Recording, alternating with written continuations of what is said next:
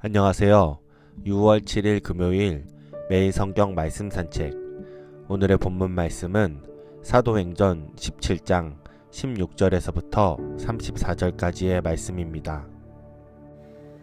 바울이 아덴에서 그들을 기다리다가 그 성에 우상이 가득한 것을 보고 마음에 격분하여 회당에서는 유대인과 경건한 사람들과 또 장터에서는 날마다 만나는 사람들과 변론하니 어떤 에피쿠로스와 스토아 철학자들도 바울과 쟁론할세 어떤 사람은 이르러 이 말쟁이가 무슨 말을 하고자 하느냐 하고 어떤 사람은 이르되 이방신들을 전하는 사람인가 보다 하니 이는 바울이 예수와 부활을 전하기 때문이로라.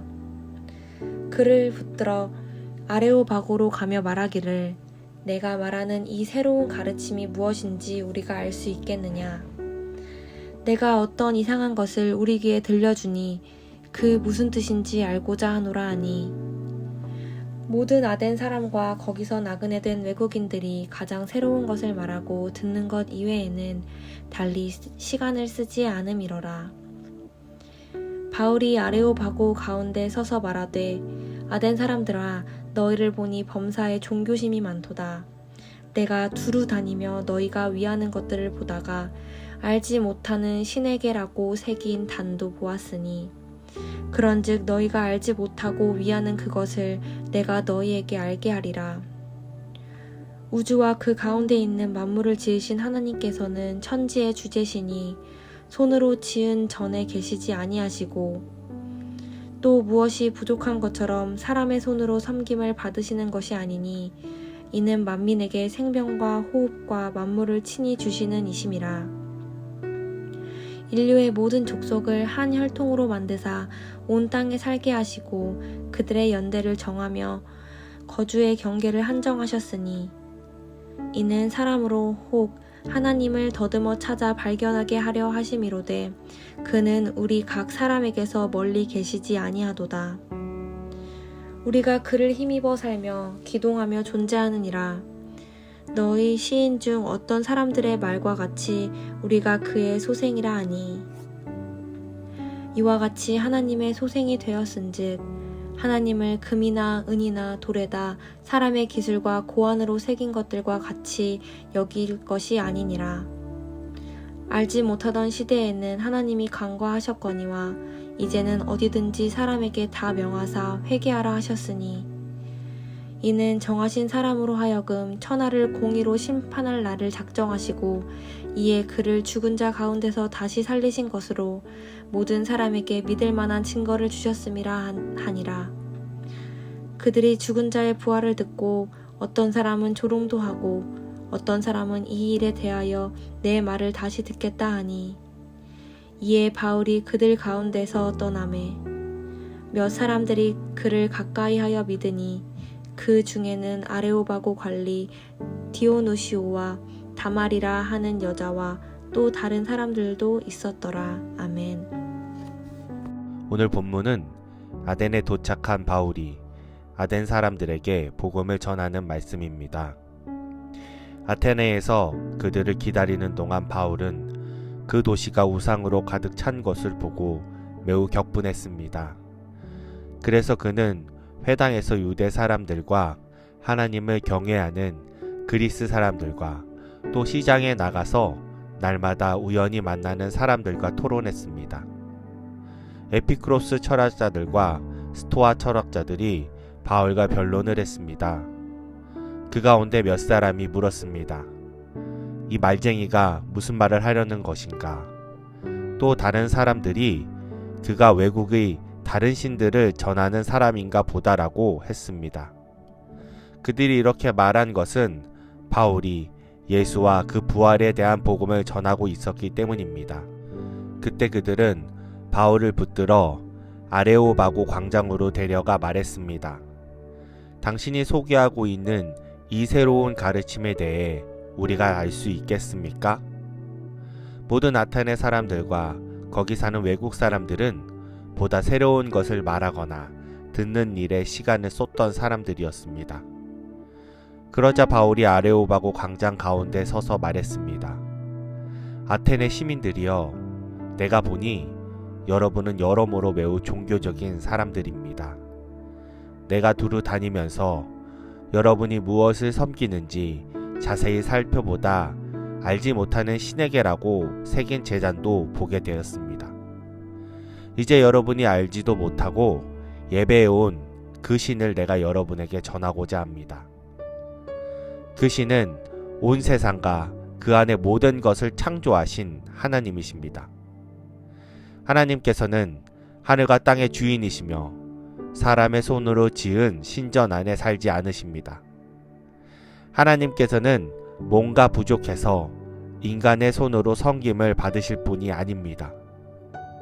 하나님께서는 바로 모든 사람에게 생명과 호흡과 다른 모든 것을 주시는 분이기 때문입니다.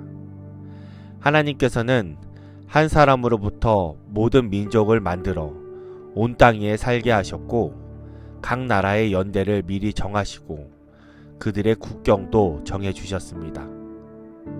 이렇게 하신 것은 사람들이 하나님을 찾기 바라시기 때문입니다. 사람들이 하나님을 더듬어 찾기만 하면 만날 수 있습니다. 사실 하나님께서는 우리 각 사람과 그리 멀리 떨어져 계시지 않습니다. 왜냐하면 하나님 안에 우리가 살고 움직이고 존재하기 때문입니다. 여러분의 시인 가운데 어떠한 사람이 말했듯이 우리가 그분의 자녀입니다. 그러니 우리가 하나님의 자녀인 이상 하나님을 사람의 생각이나 기술로 금이나 은이나 돌에 새겨 만든 형상 따위로 생각해서는 안 됩니다. 알지 못했던 시대에는 하나님께서 그대로 내버려 두셨지만 이제는 어디서나 모든 사람에게 회개하라고 명령하십니다. 하나님께서는 자신이 세운 한 사람을 통해 세상을 공의로 심판한 날을 정하셨기 때문입니다. 하나님께서는 그를 죽은 사람들 가운데서 살리심으로 모든 사람에게 이날에 대한 증거를 보이셨습니다. 죽은 사람들이 다시 살아난다는 말에 어떠한 사람들은 비웃었지만 또 다른 사람들은 우리가 이 이야기에 대해 다시 듣고 싶소라고 말했습니다. 그러자 바울은 그들로부터 나왔습니다. 그때 몇 사람들은 바울을 따르며 믿게 됐습니다. 그 가운데는 디오누시오라는 아레오바고 의회원과 다말이라는 여인과 그 외에 몇 사람이 더 있었습니다. 여기까지가 오늘 본문의 내용입니다. 오늘 말씀에서 무엇을 묵상하시나요? 어제 본문에서 데살로니카를 거쳐 베레아에서 복음을 전하던 바울은 바울을 쫓는 유대인을 피해서 밤에 아덴, 즉 아테네까지 이동을 하게 됩니다. 그곳에서 실라와 디모데는 아직 베레아 지역에 있기에 바울을 수행하던 사람에게 실라와 디모데도 속히 자기에게 오라고 지시하고 바울은 아테네에서 실라와 디모데를 기다립니다. 바울이 아테네를 보니 그 도시에는 우상이 가득 차 있었고 그 모습을 보고 바울은 격분합니다. 당시 아테네는 인간의 철학과 헬라 신들의 세계관에 집약된 종교의 도시이면서 최초의 민주주의가 시작된 곳입니다. 서양 철학의 아버지 소크라테스로 시작해 플라톤과 아리스토텔레스로 이어지는 철학의 사상적 계보는 아테네만의 영광이었습니다. 또한 당대 여느 도시와 차원이 다른 건축 양식으로 도시가 건축된 곳으로 문화적으로, 종교적으로 최고의 선진을 자부하는 도시입니다. 그곳의 사람들은 분명 자신들이 아테네에 산다는 엄청난 자부심을 가지고 있었을 것입니다. 이런 화려한 매력이 가득한 도시 아테네에서 바울이 느낀 감정은 우상이 가득 차 있다는 것을 보고 격분한 것입니다. 바울은 일행을 기다리는 동안 회당에서 유대 사람들과 하나님을 경외하는 그리스 사람들에게 복음을 전합니다. 최고의 지성과 철학을 보유한 아테네에서 복음을 전하는 것은 녹록지 않았습니다. 어떤 철학자들은 바울을 보고 이 말쟁이가 무슨 말을 하고자 하느냐라고 이야기하는데, 그들은 바울이 흥미있는 말로 사람들을 즐겁게 하는 사람 정도로 생각하기도 했습니다. 아테네 사람들에게 가장 충격적인 말은 예수님과 부활의 메시지였을 것입니다. 대부분 헬라 사람들은 죽은 자가 다시 사는 일은 일어나지 않는다고 생각했고, 혹 사울을 믿는다 하여도 플라톤의 이데아 사상의 바탕을 둔 영혼이 제한된 불멸을 생각했습니다. 바울의 복음을 듣고 아테네 사람들이 아레오바고 광장으로 데려가 이 새로운 가르침에 대해 알 수 있는가 물어보는데, 바울의 메시지를 검증하기 원했기에 아레오바고 광장으로 이끌었을 것입니다. 또한 본문에는 아테네 사람들의 특징 하나를 나타내고 있는데, 그들은 새로운 것을 말하고 듣는 것 외에는 달리 시간을 쓰지 않음이더라고 기록합니다. 그만큼 그들은 최신의 문화, 예술, 종교, 철학, 정치를 논하는데 시간을 소비했습니다. 바울은 아레오바고 중간에 서서 드디어 연설을 시작하는데, 바울은 연설의 시작을 아덴 사람들아, 너희를 보니 범사에 종교심이 많도다라고 이야기하며 그들의 관심을 쏠리게 합니다. 바울은 언제나 복음을 전할 때 일방적이지 않았습니다. 비록 아테네의 우상들을 보고 격분했지만 그들의 문화와 환경, 그 지역 사람의 특징까지 존중하며 늘 복음을 전합니다. 그리고 그들이 알지도 못하고 예배하는 그 신이 누구인가, 천지의 주제이신 하나님이심을 선포합니다. 특히 이번 아테네의 바울의 강론은 지식과 철학의 도시인 아테네 사람들의 수준을 넘는 형이상학적 메시지를 심도 있고 논리적으로 펼치고 있습니다. 바울의 메시지를 들은 아테네 사람들은 반응이 차갑지도 뜨겁지도 않은 미온적 반응입니다. 누구는 비웃고 어떤 이는 이 말을 다시 듣고 싶다고 합니다. 바울이 그곳을 나오고 몇 사람들은 바울을 따르며 믿게 됩니다. 성령의 행전. 오늘 바울은 문화, 예술적으로 선진의 도시인 아테네에서 복음을 전합니다.